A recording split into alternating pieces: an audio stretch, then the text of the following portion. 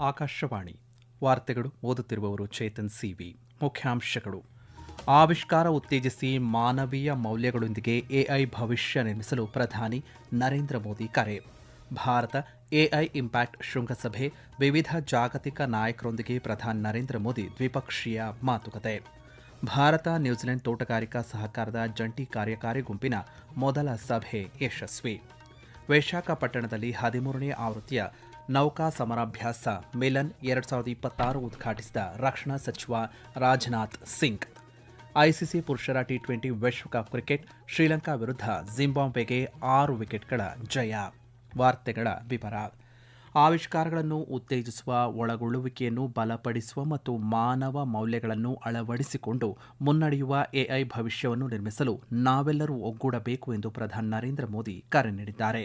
ನವದೆಹಲಿಯಲ್ಲಿ ನಡೆದ Bharat AI impact ಶೃಂಗಸಭೆಯ ನಾಯಕರ ಸಮಗ್ರ ಸಭೆ ಉದ್ದೇಶಿಸಿ ಮಾತನಾಡಿದ ಅವರು, ಎಐ ತಂತ್ರಜ್ಞಾನವು ಇಡೀ ಮಾನವ ಕುಲದ ಹಿತಕ್ಕಾಗಿ ಇರುವ ಒಂದು ಹಂಚಿಕೆಯ ಸಂಪನ್ಮೂಲವಾಗಿದ್ದು, ಇದು ಎಲ್ಲರಿಗೂ ಸುಲಭವಾಗಿ ಲಭ್ಯವಾಗುವಂತಿರಬೇಕು ಎನ್ನುವುದು ಭಾರತದ ಸ್ಪಷ್ಟ ದೃಷ್ಟಿಕೋನವಾಗಿದೆ ಎಂದು ಪ್ರತಿಪಾದಿಸಿದ್ದಾರೆ.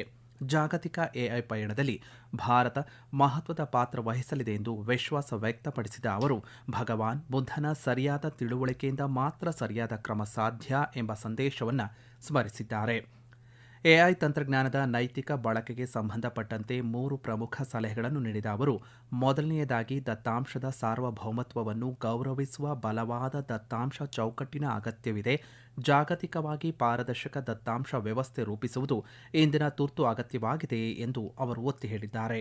ಈ ಶೃಂಗಸಭೆಯು ಮಾನವ ಕೇಂದ್ರಿತ ಮತ್ತು ಸೂಕ್ಷ್ಮ ಜಾಗತಿಕ ಎಐ ಪರಿಸರ ವ್ಯವಸ್ಥೆಯನ್ನು ನಿರ್ಮಿಸುವಲ್ಲಿ ಹೊಸ ಮೈಲಿಗಲ್ಲಾಗಲಿದೆ ಎಂದು ಅವರು ಆಶಯ ವ್ಯಕ್ತಪಡಿಸಿದ್ದಾರೆ. ನವದೆಹಲಿಯಲ್ಲಿ ನಡೆಯುತ್ತಿರುವಂತಹ ಭಾರತ ಎಐ ಇಂಪ್ಯಾಕ್ಟ್ ಶೃಂಗಸಭೆಯ ಹಿನ್ನೆಲೆಯಲ್ಲಿ ಇಂದು ಪ್ರಧಾನಿ ನರೇಂದ್ರ ಮೋದಿಯವರು ಅಬುಧಾಬಿ ಯುವರಾಜ Sheikh Khalid bin Mohammed bin Zayed Al Nahyan ಅವರೊಂದಿಗೆ ದ್ವಿಪಕ್ಷೀಯ ಸಭೆ ನಡೆಸಿದರು. ಉಭಯ ದೇಶಗಳ ನಡುವಿನ ಐತಿಹಾಸಿಕ ಸಂಬಂಧವನ್ನು ಸ್ಮರಿಸಿದ ನಾಯಕರು ವಿವಿಧ ಕ್ಷೇತ್ರಗಳಲ್ಲಿನ ಪ್ರಗತಿಯ ಬಗ್ಗೆ ತೃಪ್ತಿ ವ್ಯಕ್ತಪಡಿಸಿದರು. ವಿಶೇಷವಾಗಿ ಕೃತಕ ಬುದ್ಧಿಮತ್ತೆ ಕ್ಷೇತ್ರದಲ್ಲಿನ ಸಹಕಾರವನ್ನು ಬಲಪಡಿಸಲು ವಿವಿಧ ಮಾರ್ಗಗಳ ಕುರಿತು ಚರ್ಚೆ ನಡೆಸಿದರು. ಪ್ರಧಾನಿ ನರೇಂದ್ರ ಮೋದಿಯವರು ನೆದರ್ಲ್ಯಾಂಡ್ಸ್ ಪ್ರಧಾನಿ ಡಿಕ್ ಸ್ಕಾಫ್, ಸ್ವಿಟ್ಜರ್ಲ್ಯಾಂಡ್ ಅಧ್ಯಕ್ಷ ಗೈ ಪಾರ್ಮೆಲಿನ್ ಮತ್ತು ಗ್ರೀಸ್ ಪ್ರಧಾನಿ ಕಿರಿಯಾಕೋಸ್ ಮಿಟ್ಸೋಟಾಕಿಸ್ ಅವರೊಂದಿಗೆ ಪ್ರತ್ಯೇಕ ದ್ವಿಪಕ್ಷೀಯ ಮಾತುಕತೆಗಳನ್ನು ನಡೆಸಿದರು. ಇಂಡಿಯಾ ಎಐ ಇಂಪ್ಯಾಕ್ಟ್ ಶೃಂಗಸಭೆಯಲ್ಲಿ ಇಂದು ಪ್ರಧಾನಿ ನರೇಂದ್ರ ಮೋದಿಯವರು ಮಾಡಿದ ಭಾಷಣ ಕೃತಕ ಬುದ್ಧಿಮತ್ತೆ ಕುರಿತಾದ ಭಾರತದ ದೂರದೃಷ್ಟಿ ಮತ್ತು ಜವಾಬ್ದಾರಿಯುತ ವಿಧಾನವನ್ನು ಪ್ರತಿಬಿಂಬಿಸುತ್ತದೆ ಎಂದು ಉಪರಾಷ್ಟ್ರಪತಿ ಸಿಪಿ ರಾಧಾಕೃಷ್ಣನ್ ತಿಳಿಸಿದ್ದಾರೆ. ಸಾಮಾಜಿಕ ಜಾಲತಾಣದ ಸಂದೇಶದಲ್ಲಿ ಪ್ರಧಾನಿ ಅವರ ಭಾಷಣವನ್ನು ಶ್ಲಾಘಿಸಿದ ಅವರು, ಪ್ರಧಾನಿ ಅವರು ಮಂಡಿಸಿದ ಮಾನವ ದೃಷ್ಟಿಕೋನ ಮಾನವೀಯತೆಯನ್ನು ತಾಂತ್ರಿಕ ಪ್ರಗತಿಯ ಕೇಂದ್ರ ಬಿಂದುವಾಗಿ ಇರಿಸುತ್ತದೆ ಎಂದು ಹೇಳಿದ್ದಾರೆ. ನವೋದ್ಯಮ, ಒಳಗೊಳ್ಳುವಿಕೆ ಮತ್ತು ನೈತಿಕ ಆಡಳಿತ ಆಧಾರಿತ ಭಾರತದ ಎಐ ಸಾಧನೆಗಳು ಮತ್ತು ಈ ತಂತ್ರಜ್ಞಾನದ ಭವಿಷ್ಯವನ್ನು ರೂಪಿಸುವಲ್ಲಿ ದೇಶವನ್ನು ಮುಂಚೂಣಿಯಲ್ಲಿರಿಸಿ ಜಾಗತಿಕ ನಾಯಕನನ್ನಾಗಿ ರೂಪಿಸುತ್ತಿದೆ ಎಂದು ಅವರು ಅಭಿಪ್ರಾಯಪಟ್ಟಿದ್ದಾರೆ. ಭಾರತ ಎಐ ಇಂಪ್ಯಾಕ್ಟ್ ಶೃಂಗಸಭೆಯ ಹಿನ್ನೆಲೆಯಲ್ಲಿ ನವದೆಹಲಿಯಲ್ಲಿ ಇಂದು ಬೊವಿಲಿಯಾ ಉಪಾಧ್ಯಕ್ಷ ಎಡ್ಮಂಡ್ ಲಾರಾ ಮೊಂಟಾನೊ ಅವರು ಉಪರಾಷ್ಟ್ರಪತಿ ಸಿಪಿ ರಾಧಾಕೃಷ್ಣನ್ ಅವರು ಭೇಟಿ ಮಾಡಿ ಮಾತುಕತೆಯನ್ನು ನಡೆಸಿದರು.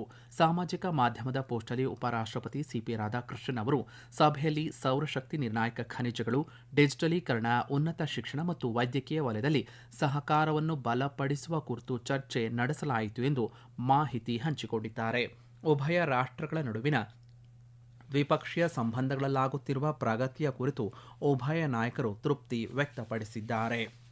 ನವದೆಹಲಿಯಲ್ಲಿ ನಡೆದ ಭಾರತ ಎಐ ಇಂಪ್ಯಾಕ್ಟ್ ಶೃಂಗಸಭೆಯ ಉದ್ಘಾಟನಾ ಸಮಾರಂಭದಲ್ಲಿ ಇಂದು ವಿವಿಧ ತಂತ್ರಜ್ಞಾನ ಕಂಪನಿಗಳು, ಮುಖ್ಯ ಕಾರ್ಯನಿರ್ವಹಣಾ ಅಧಿಕಾರಿಗಳು ಸೇರಿದಂತೆ ಅನೇಕ ಗಣ್ಯರು ಪಾಲ್ಗೊಂಡಿದ್ದರು. ಕಾರ್ಯಕ್ರಮದಲ್ಲಿ ಮಾತನಾಡಿದ ಟಾಟಾ ಸನ್ಸ್ ಅಧ್ಯಕ್ಷ ಎನ್ ಚಂದ್ರಶೇಖರನ್, ಎಐ ತಂತ್ರಜ್ಞಾನ ಮುಂದಿನ ಪೀಳಿಗೆಯ ಮೂಲಸೌಕರ್ಯವಾಗಿದ್ದು, ಚಿಪ್ಗಳಿಂದ ಹಿಡಿದು ಅಪ್ಲಿಕೇಶನ್ನವರೆಗೆ ಎಐ ಅನ್ನು ರಾಷ್ಟ್ರದ ಕಾರ್ಯತಂತ್ರದ ಸಾಮರ್ಥ್ಯವನ್ನಾಗಿ ರೂಪಿಸಲಾಗುತ್ತಿದೆ ಎಂದು ಹೇಳಿದ್ದಾರೆ. ಅಲ್ಫಾಬೆಟ್ ಮತ್ತು ಗೂಗಲ್ನ ಮುಖ್ಯ ಕಾರ್ಯನಿರ್ವಹಣಾಧಿಕಾರಿ ಸುಂದರ್ ಪಿಚ್ಚೈ ಮಾತನಾಡಿ, ಕೃತಕ ಬುದ್ಧಿಮತ್ತೆ ವೈಜ್ಞಾನಿಕ ಆವಿಷ್ಕಾರಗಳನ್ನು ವೇಗಗೊಳಿಸುವ ಅಗಾಧ ಸಾಮರ್ಥ್ಯವನ್ನು ಹೊಂದಿದೆ ಎಂದು ಹೇಳಿದರು.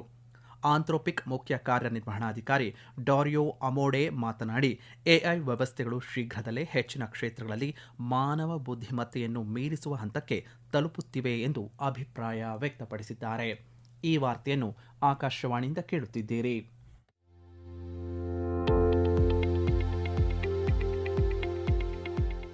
ನಮ್ಮ ಎಲ್ಲ ರಾಷ್ಟ್ರೀಯ ವಾರ್ತೆಗಳು ಹಾಗೂ ಪ್ರದೇಶ ಸಮಾಚಾರ ಈಗ ಆಕಾಶವಾಣಿ ನ್ಯೂಸ್ ಕನ್ನಡ ಯೂಟ್ಯೂಬ್ ಚಾನೆಲ್ನಲ್ಲಿ ಲಭ್ಯ.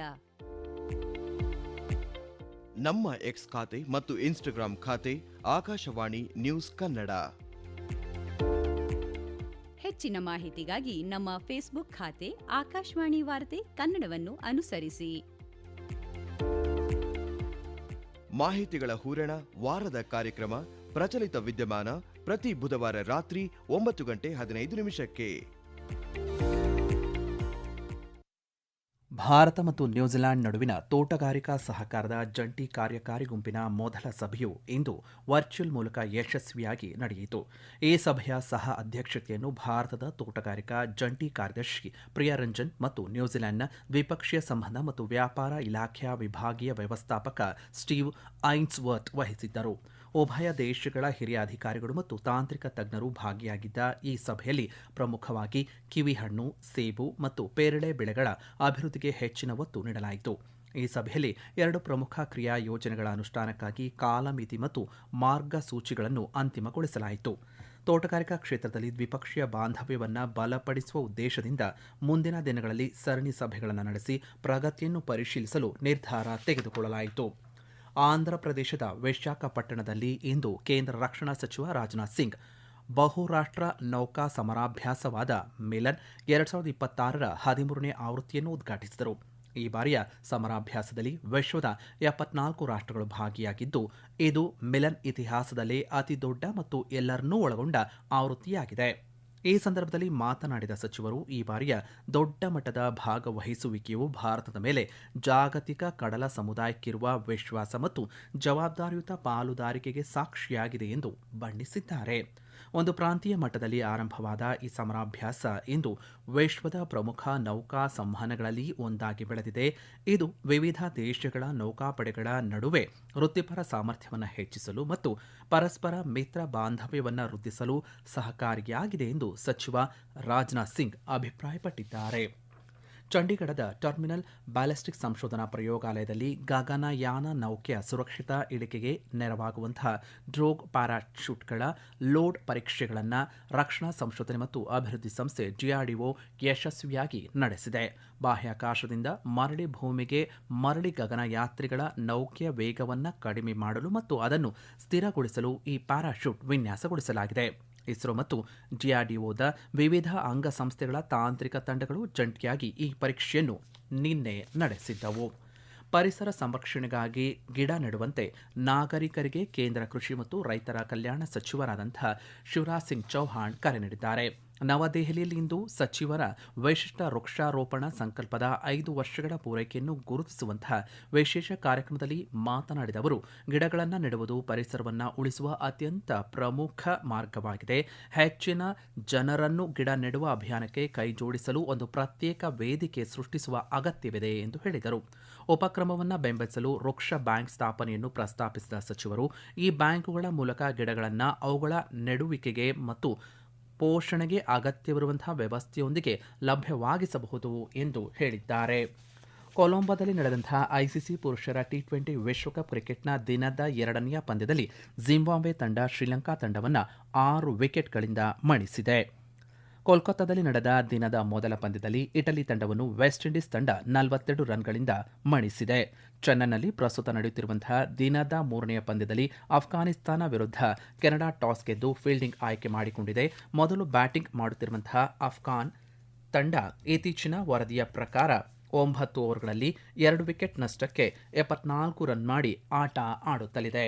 ಕೊನೆಯಲ್ಲಿ ಮತ್ತೊಮ್ಮೆ ಮುಖ್ಯಾಂಶಗಳು. ಆವಿಷ್ಕಾರ ಉತ್ತೇಜಿಸಿ ಮಾನವೀಯ ಮೌಲ್ಯಗಳೊಂದಿಗೆ ಎಐ ಭವಿಷ್ಯ ನಿರ್ಮಿಸಲು ಪ್ರಧಾನಿ ನರೇಂದ್ರ ಮೋದಿ ಕರೆ. ಭಾರತ ಎಐ ಇಂಪ್ಯಾಕ್ಟ್ ಶೃಂಗಸಭೆ, ವಿವಿಧ ಜಾಗತಿಕ ನಾಯಕರೊಂದಿಗೆ ಪ್ರಧಾನಿ ನರೇಂದ್ರ ಮೋದಿ ದ್ವಿಪಕ್ಷೀಯ ಮಾತುಕತೆ. ಭಾರತ ನ್ಯೂಜಿಲೆಂಡ್ ತೋಟಗಾರಿಕಾ ಸಹಕಾರದ ಜಂಟಿ ಕಾರ್ಯಕಾರಿ ಗುಂಪಿನ ಮೊದಲ ಸಭೆ ಯಶಸ್ವಿ. ವಿಶಾಖಪಟ್ಟಣದಲ್ಲಿ 13ನೇ ಆವೃತ್ತಿಯ ನೌಕಾ ಸಮರಾಭ್ಯಾಸ ಮಿಲನ್ 2026 ಉದ್ಘಾಟಿಸಿದ ರಕ್ಷಣಾ ಸಚಿವ ರಾಜನಾಥ್ ಸಿಂಗ್. ಐಸಿಸಿ ಪುರುಷರ T20 ವಿಶ್ವಕಪ್ ಕ್ರಿಕೆಟ್, ಶ್ರೀಲಂಕಾ ವಿರುದ್ಧ ಜಿಂಬಾಬ್ವೆಗೆ 6 ವಿಕೆಟ್ ಜಯ. ಇಲ್ಲಿಗೆ ವಾರ್ತಾ ಪ್ರಸಾರ ಮುಕ್ತಾಯವಾಯಿತು. ನಮ್ಮ ಮುಂದಿನ ವಾರ್ತಾ ಪ್ರಸಾರ ನಾಳೆ ಬೆಳಗ್ಗೆ 7:05